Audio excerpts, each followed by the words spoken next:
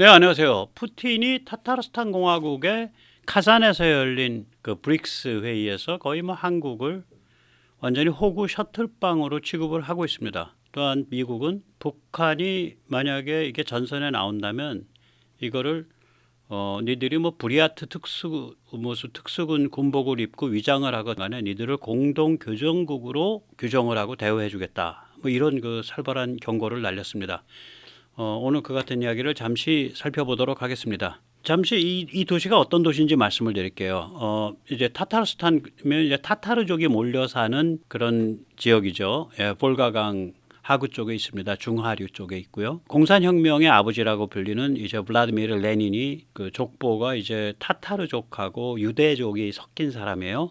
어머니 쪽은 유대계고 아버지 쪽은 타타르입니다. 그래서 좀 생긴 게 특이하죠. 광대뼈 튀어나오고 타타르 같이 생겼죠. 그래서 타타르스탄에 있는 수도에 있는 카잔 대학을 나왔습니다. 그러니까 카잔이라는 데는 소련 시절부터 그 아주 그 집중적으로 육성을 해준 도시예요. 그래서 저기서 이제 그 회의를 한 거죠. 브릭스 회의를. 푸틴이 뭐라고 했는지, 뭐라고 주절거렸는지 한번 들어보시겠습니다. 한편 블라디미르 푸틴 러시아 대통령은 북한군 파병에 대해 부인을 하지 않고 우리가 알아서 할 일이라는 첫 입장을 밝혔습니다.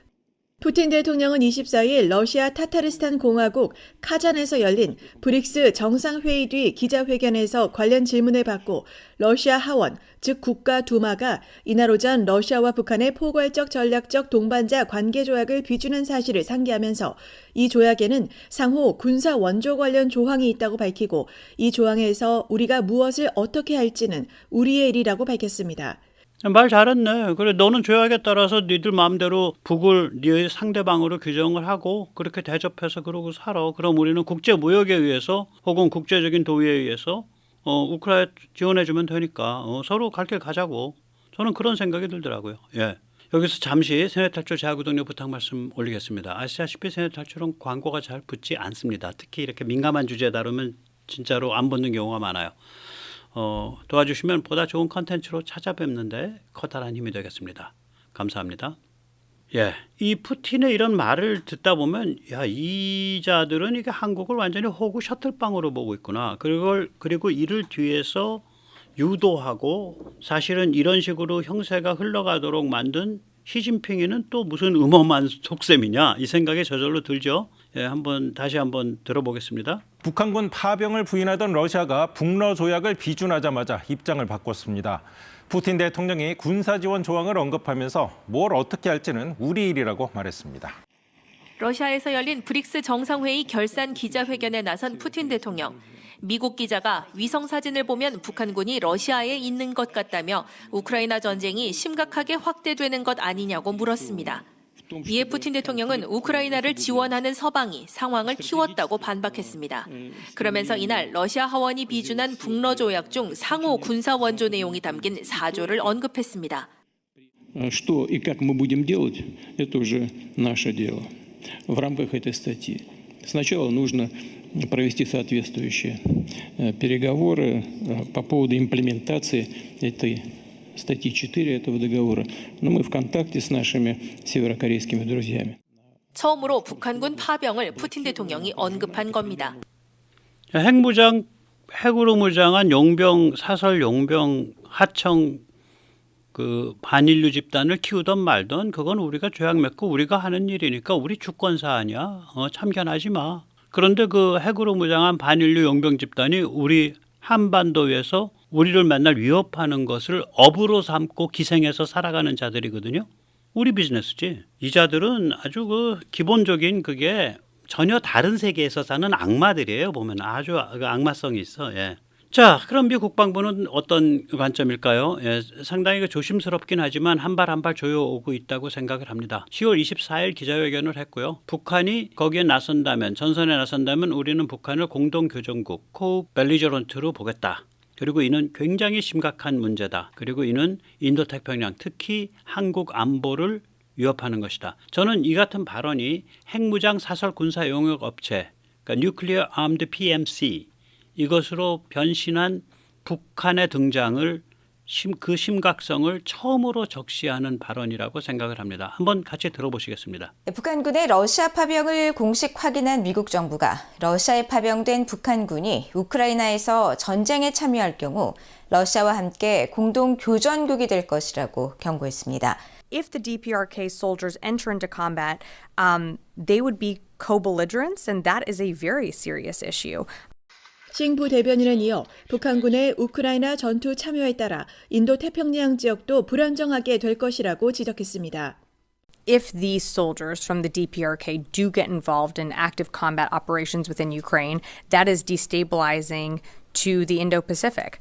And of course, that has an impact to our allies, whether it be in Europe or in the Indo-Pacific, particularly the Republic of Korea. 네, particularly the Republic of Korea. 특히 한국의 안보에 직접적 위협이다. 근데 그건 당연히 다시 말하자면 한반도 상황이 심상치 않게 될 수 있다라는 경고예요, 저게. 네. 자, 그래서 이제 우리는 어떻게 해야 되냐? 우리는 이제 크링크, 그러니까 러시아, 중국, 그 다음에 북한 이 자들의 심리전 공작이 있죠. 우리 내부 남남 갈등을 부추기겠죠. 전쟁이냐 평화냐. 2002년 노무현의 선거구였고 2010년 천안함 직후에 민주당 쪽에 그때는 뭐 열린우리당인가 민주당인가 모르겠는데 아무튼 그쪽에 그 지방선거 구호였습니다. 얘들 분명히 전쟁이나 평화냐 하고 또 데모하고 나올 거예요. 이런 남남 갈등, 전쟁 평화 가짜 딜레마를 노리는 심리 공작. 여기에 이제 제일 두목은 중국, 그 다음에 부두목은 러시아와 북한, 그 다음에 거기에 호응하는 자들. 뭐 이렇게 해서 이제 이 자들의 주장은 결국 그거죠. 외면하면 평화가 온다. 눈 감으면 평화가 온다. 눈 계속 감고 있다가 죽으면 되겠네. 눈 감고 있다가 평화 즐기다가 눈 감으시면 되겠네. 결국 그거예요. 죽음의 메시지입니다. 그래서 그걸 좀 정리를 해보면 이제 푸틴, 시진핑, 평양이 하나의 몸통이라고 우리가 직시를 해야 됩니다. 그래서 겉으로는 북러 밀착했고 거기에 대해서 중국이 불편해한다. 이런 이미지를 계속 만들고 우리 언론도 거기 속아 넘어가서 그걸 떠들어요. 그러나 실제로 시진핑의 속내는 뭐냐면 북러가 손을 잡고 글로벌 질서를 한번 크게 흔들어야 어디 숨쉴 구멍이 생기겠다. 지금 어저께도 말씀드렸지만 중국은 지금 죽을 자리에 들어가 있거든요. 국내 사회 경제로 봐서도 그렇고 유럽까지 같이 가세하고 있는 차이나 디리스킹으로 봐서도 그렇고 미국이 주도하고 있는 첨단 산업, 첨단 기술의 차단으로 봐서도 그렇고 중국이 그동안 쳐벌려온 글로벌 군사 지정학에 있어서 천지 사방을 다니면서 도발해온 것도 그렇고 그래서 이 네 가지가 맞물려 가지고 쟤들이 지금 죽는 자리에 가 있어요. 요새 이제 중국 인민해방군에 대한 지도력을 시진핑이 상실한 것 같다는 얘기가 있는데 그건 제가 한번 자세히 또 다루겠습니다. 어쨌거나 이런 시진핑 속내는 이렇단 말이죠. 그러면 이런 상황에서 우리가 가만히 있으면은 우리는 국제 공인 호구 셔틀빵이 돼요. 오케이? 뭐 체면 좀 구기고 살지. 그런데 이대로 10년이 지나면 체면 구기는 게 문제가 아니라 중국, 러시아와 결합한 핵무장 사설 용병 집단 북한을 우리가 모시고 살 지경이 될 거예요. 계속 짓눌려서 살게 돼요. 그래서 우리는 이번에 우크라이나 무기를 지원해야 됩니다. 동시에 외면하면 평화가 오는데 왜 외면하지 않습니까? 윤석열이는 일본과 미국의 앞잡이 아닙니까? 눈 감으면 평화입니다. 눈을 감으십시오. 라고 세뇌를 하면서 남남 갈등 평화 드라이브를 거는 가짜 딜레마 전쟁이냐 평화냐를 가지고 전쟁이냐예요. 혹은 오히려 전쟁을 각오할 때 평화가 와요. 아무튼 그런 가짜 딜레마를 가지고 우리를 괴롭히는 이 심리전을 어떻게 이겨낼 수 있을 것인가. 그것이 화두입니다. 오늘 여기까지 모시겠습니다. 감사합니다.